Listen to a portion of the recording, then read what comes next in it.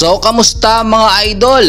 Casimero Cuadro Alas, matindi nga po ngayon ang dedikasyon na makaharap talaga at makalaban etong halimaw ng Japan na si Naoya Inoue. Matapos nga po kasing magbigay ng pahayag itong si Inoue sa kanyang post interview sa Marlon Tapales at Inoue fight ay sinabi nito na walan daw siya ng ganang labanan etong si Casimero Cuadro Alas, which is parang pambabastos na nga ito sa ating angas ng Pinas na si Casimero.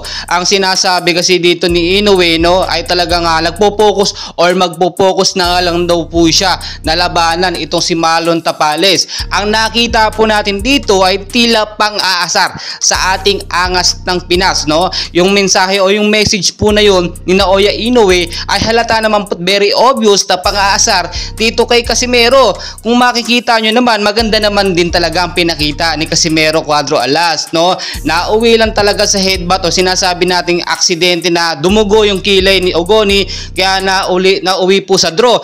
Pero it doesn't mean na hindi na papalag o hindi kayang labanan ni Casimero itong si Inoue. Ang tinitignan po natin dito ay strategy lamang ni Naoya Inoue ito para alibay, para hindi malabanan or makatakas dito kay Casimero Cuadro Alas. Ang nakikita kasi natin dito, in case magkaharap nga talaga or magkaroon ng match up itong si Casimero at si Inoue, ay for sure sobrang gigil na gigil talaga. Dahil kung matatandaan po ninyo, nasa top 3 prospect po ni Casimero Cuadro Alas ito nga pong si Inoue, at panghuli talaga siya na gusto talagang makalaban o ma-knockout po ni Casimero.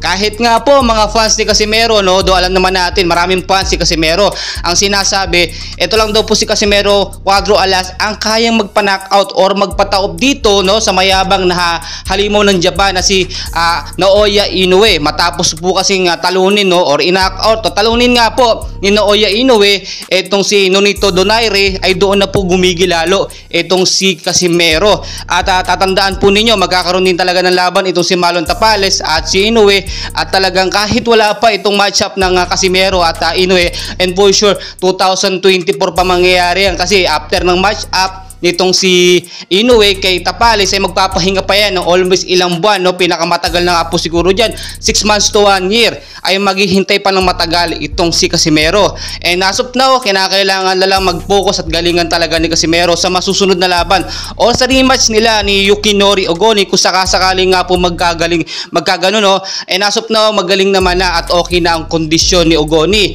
At talagang ikakasa na lang, hihintay na lang po natin yung official announcement nga po sa kanila big match up, yung rematch nila na sinasabi natin mangyayari nga din po sa Japan. Well guys, patuloy ko po kayong i-update, and please pakisuporta naman po ng ating YouTube channel pati na rin po ng ating mga Filipino boxer. Maraming salamat.